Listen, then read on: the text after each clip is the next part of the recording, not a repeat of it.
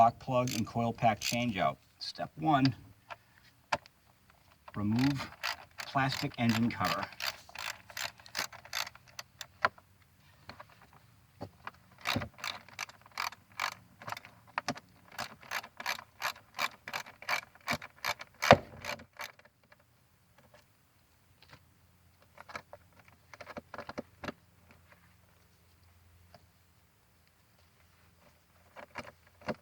Got a little oil on my hands, it's a little slippery. Okay, put those there.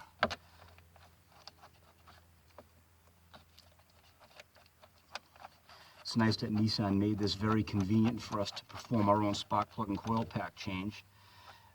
It will probably be the last Nissan product that I buy because of that. I know Honda has them right up front. Now this should come straight off. Should. But there's a couple of little, they pop out like that. And that's that piece. And we'll just put that one aside, out of the way. Okay. There you go. There's your air plenum. Now this has to come off completely to get to your coil packs, which are underneath here. Doesn't do much good the way they have it set up. Okay, so the next step is going to be to start removing the air intake from your air box that goes over to your throttle body. And I'm also going to remove the air intake from the front of the motor just to give myself a little access, and I might actually just pull up and put the coolant reservoir aside just so I can gain more access when I start to work on the front bolts that are holding down the air plenum.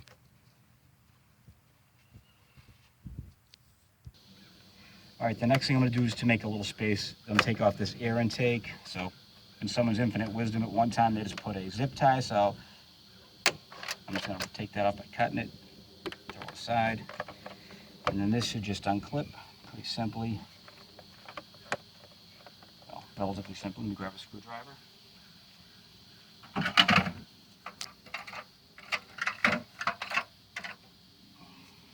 Flathead screwdriver.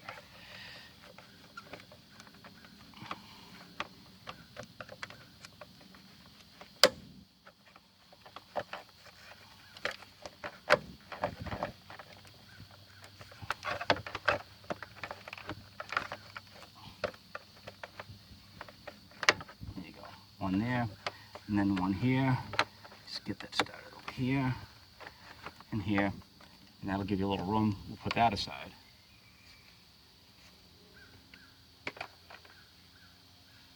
Now we have access over here. Now the next thing is going to be to do is to take off the intake that goes to the throttle body into the air cleaner. First thing I'm going to do is, this is 11/30 seconds.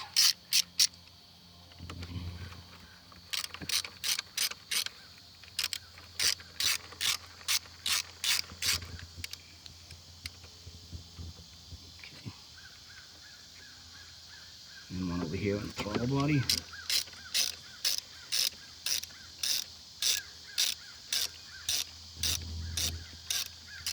Just loosen that up enough. Yeah, that's loose. She's loose. Okay, that side here.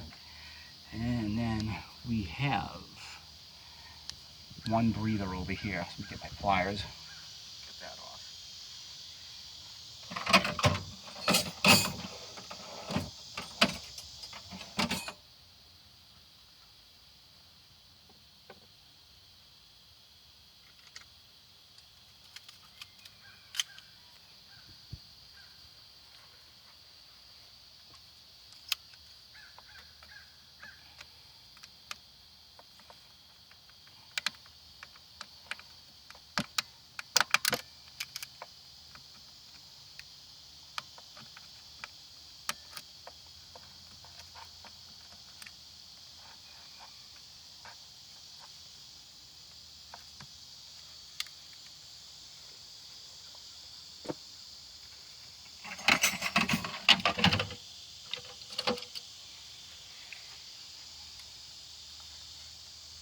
Okay.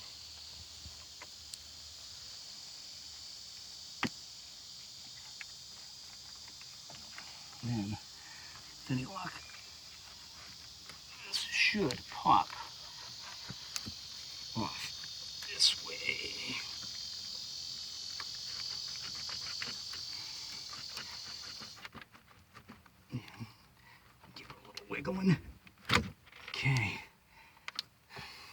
then make sure nothing else is obstructing on this side. It looks pretty good. In all reality, probably could just pull this aside and just hold it, is exactly what I'm going to do. The trick is not to remove too many parts and cause yourself too many work in the reassembly process either. Okay, well, decided that this just came off so easily after I started moving it around. I just took that unit off and I put it aside. So now you've got this room over here. Next what I'm gonna do is take off this electrical connector to the throttle body. Just set that down. And then we're gonna take off this line right over here. Get my trusty pliers out.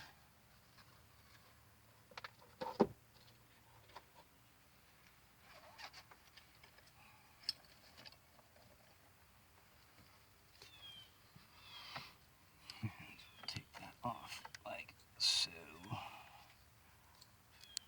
And give this a little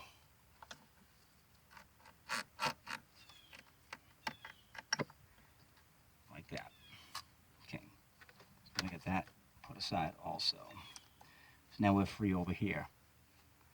Next step is going to be to remove these 4 bolts in the throttle body. What I'm going to relieve these 3 bolts off the throttle body. They are 8mm.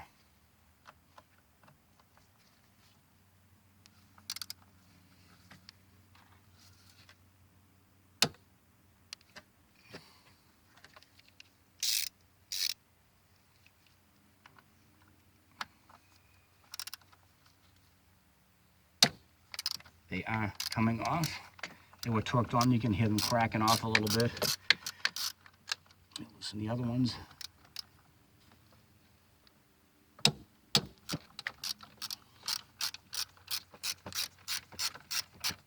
And we'll loosen the last one, which is down here. I thought that there's a 4th one right back there where you can't see it, of course. Support this like so.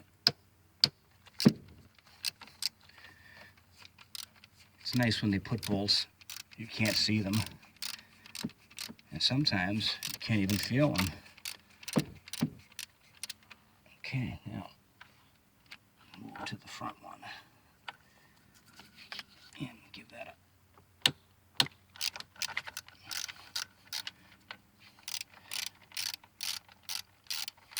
I would die for some ear ratchets right now. Okay. Now that I've got them loosened, I will try to take the rest off.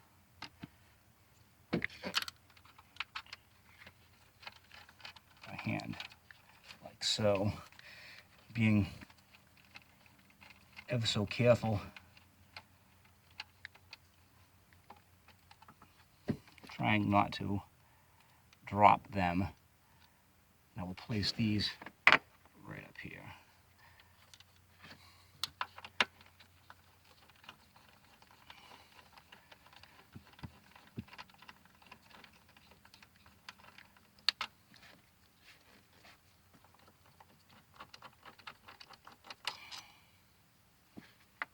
So far they look to be the exact same length.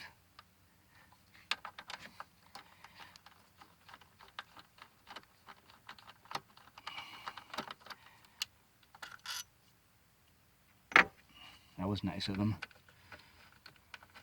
Yeah, it's hot out here. You can see the sweat dripping from my brow down into the engine compartment. Beats spending $1,000 at the dealership, I'll tell you that much.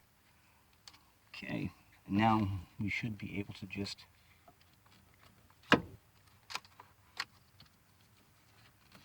set this aside.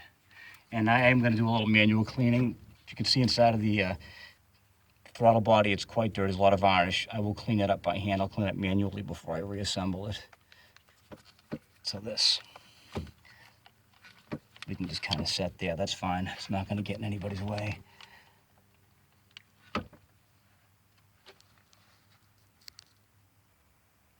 The next thing I'm going to do is I'm just going to, there's 2 simple clips. You push this clip and the coolant overflow tank will come out, and it's just going to make it easier to get your hands in here. And I'm going to remove the dipstick also. So the first thing I'm going to do is the obvious thing. Get rid of the dipstick. Put that up here, just get it out of the way. And then put this clip right here. And then this will come up and just we'll set it aside. Just like that. Just get it out of the way. Now, it appears that we have a good amount of room to get inside of here. Now, I believe these are all 10mm bolts. So I'm going to start at the back. At this point, I have 2 in the back, and then there's 5 in the front. So I'm going to start with the 2 in the back. 10mm bolts.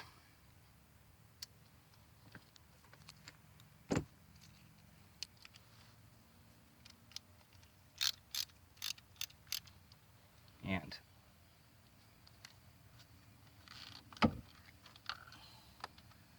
we'll start with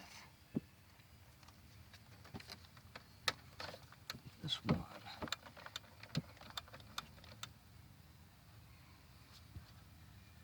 That looks like it does have a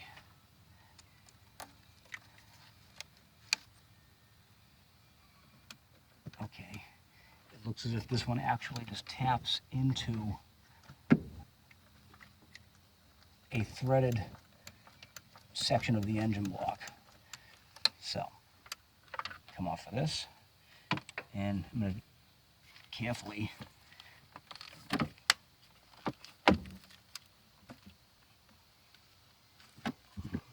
use the left hand. Take this one out by hand.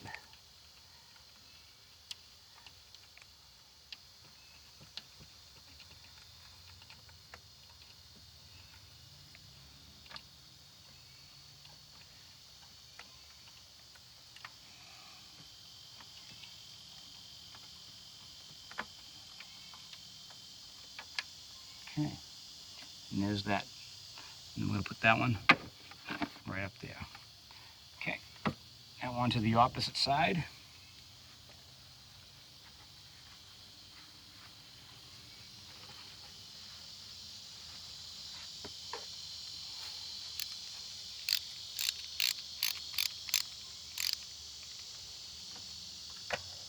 And just to make that simple, I'm going to pull this off too, just to give myself a little more leeway.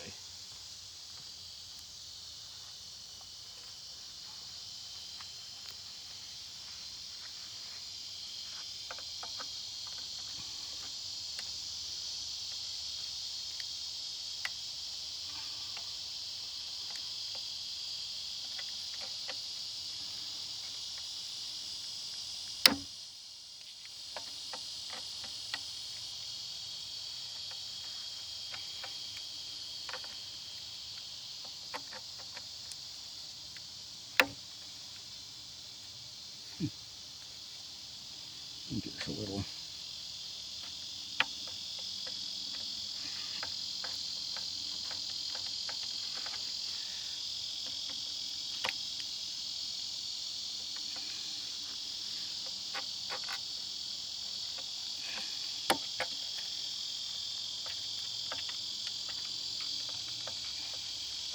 Get a little pry with a screwdriver.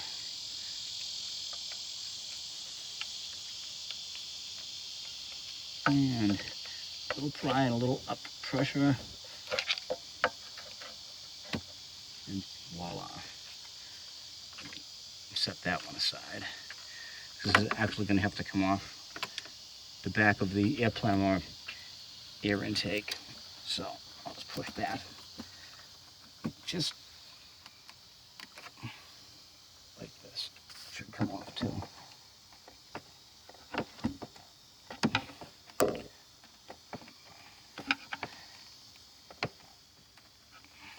It's coming.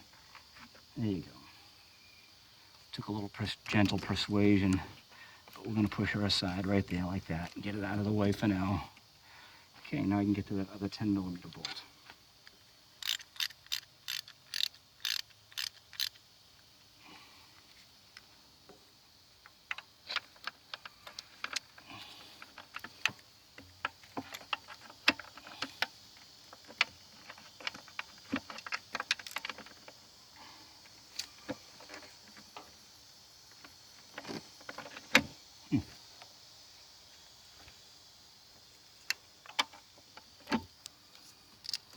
This one may require an open end wrench.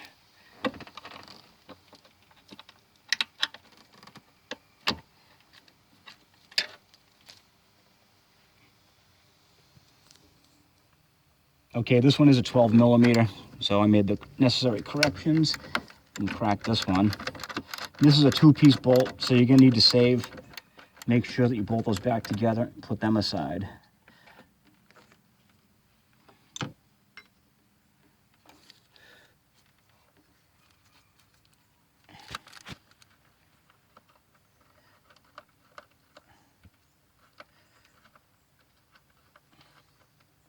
This also has a washer, a locking washer on the back, it appears, so we're not gonna get a do-over on this, so we're gonna try and be very careful. Put this here just for a second.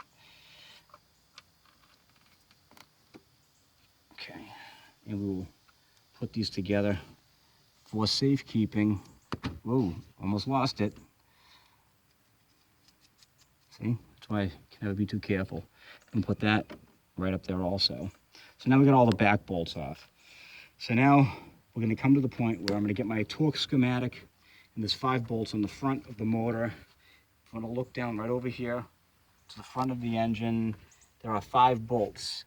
We've got 1, 2, 3, 4, and then 5 over here. And they all have to be taken off in sequence. And I'm gonna grab that schematic and I'll be right back. Okay, here's your schematic. You've got 5, 3, 2, 1, 4, any way you want to do it. But anyway, to remove, you have to go 5 to 1. In reverse sequence, when you reinstall, 1 to 5.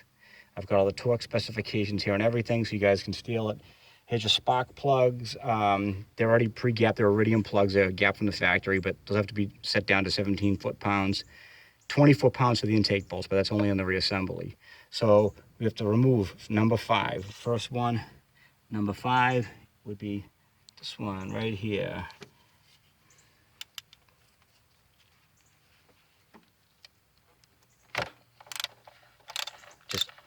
Just loosen them a little bit, that's it. Don't have to take them out all the way right now. 5.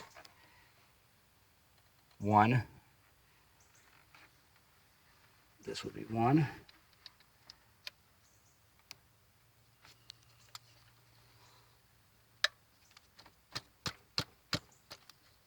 1.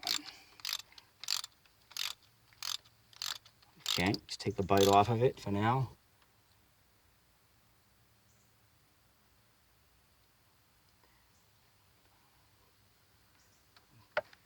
Actually, that was a foobar. Supposed to go 3. Okay.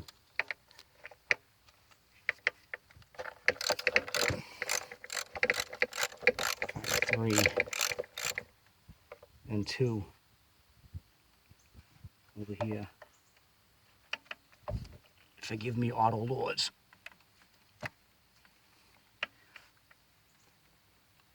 That one's a little tough. Okay.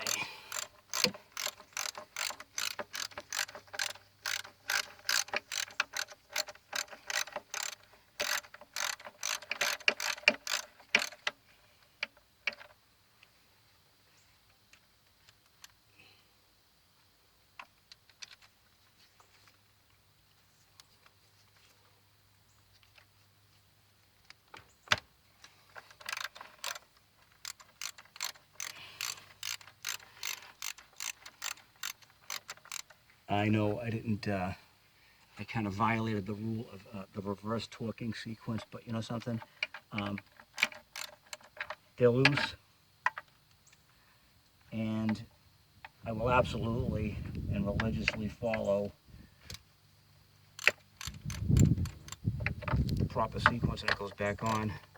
Okay, so now I can file this for the moment, put that aside, remove the bolts, and then the intake should wiggle right off.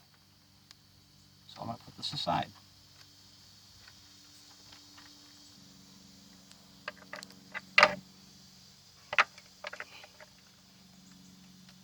Okay, I got them all right. Okay, good. And we're taking the bolts out. And we're taking the bolts out. And there's one. These bolts I'm going to put in this bucket.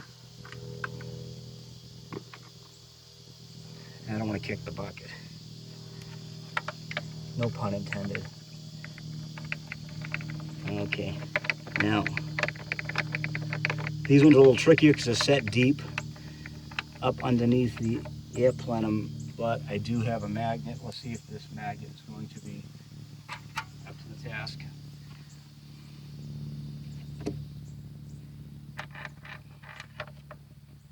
There you go. There's another one. So far, they all appear to be of the same length, so I don't see any problem with reassembly. They all seem to be exactly the same length. But one note, this one appears to be closer to the engine. I don't know if that's blue just because it's a color sequence or whatever, but I will put that one back in its original hole just in case.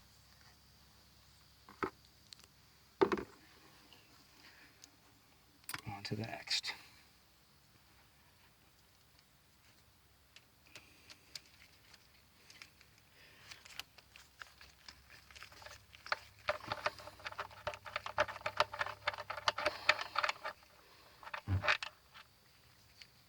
Okay. Once again, same length. Okay. Now, this one, geez, seems like it's already just floating in there. Get the magnet and try to pull her out.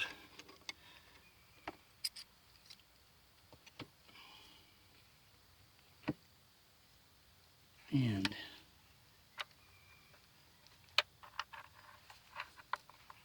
there she is. Now, let's make sure let her off. Curious.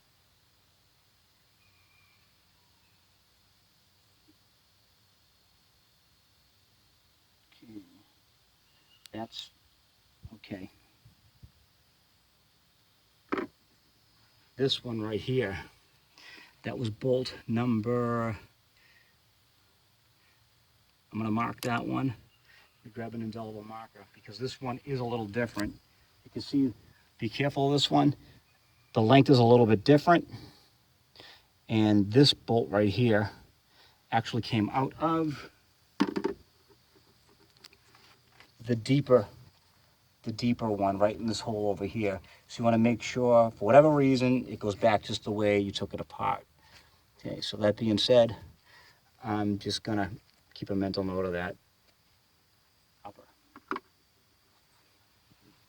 Now to pull out the last but not least. Loosen this up. Now some people drain the coolant down, which is actually unnecessary. I actually watched a YouTube video on this myself. Then I called Nissan, spoke to a tech, and they told me that it's not necessary. As long as it's cool and there's no pressure, the only thing the coolant runs through is your throttle body to help pre-cool the fuel. But other than that, it's okay. And he's also just to relieve the cap, which I already did. The car's been sitting for like 3 hours, so I don't have a problem. Here's that one. Last bolt. Now I'm going to check the length of this one too, just for giggles. Same as the rest. You only have one oddball in that bunch. Now, double check everything. Connections are off, bolts are out of the back. Everything's just connected here. Nothing connected here. Nothing connected here, nothing connected on the side. Now this should rock free. Okay, that's, okay, you've got a little clip in the back here. Okay, what are we on? We got this little bracket in the back. Nothing else holding it here. This should just pop to the back. Okay, and this should move this way. And here we go. And I'm just going to roll this off to the side gently. gently, and there you go. And there are your beautiful coil packs and your spark plugs. Wasn't it so nice of Nissan to design a vehicle like this? They quoted me at the Nissan dealership. Not going to name names, but I'm sure it's a factory-wide or a company-wide price. About roughly $950 to do this job. And each coil pack, which is 1, 2, 3, 4, they were about $130. And you know, I was getting such a great deal. They were telling me about that. But I went on eBay and I checked out feedback and whatnot, and I got all 4 coil packs, 1, 2, 3, 4, for I believe it was about, it was under $40, like $39 for all 4 shipped. And they all had a 5-star rating. 1 year later, people saying no problems with them. And the iridium spark plugs I was quoted at the local auto parts store, I was quoted $16 a piece was the best price I could get. Once again, eBay, 4 NGK original iridium spark plugs, and I got them for $25 shipped to my door. So basically, it was under $75 for the whole kit and caboodle. And this is a rubber gasket. Nissan also told me that this is reusable. So what I will do is I'm just gonna, I'll end cleaning this out. I'll clean it off nice, and I'll put a little RTV black on it. I said just do that, just a little extra insurance. And that's pretty much gonna be it. And all this right here, I can just clean this up. There's no gookie in there. You can take a nice shot of the your valve trains going in there. Everything looks pretty good. You've got your typical oil in there, but I mean, that's just for lubrication purposes. There's nothing wrong there whatsoever. There's a little leakage right there. That's probably just because, you know, wear and tear. The vehicle does have 110,000 miles on it. But I mean, I recently had to pay for a converter. I got soaked on that, obviously, federal emissions thing. So I had to have a shop do that. I had a direct fit converter.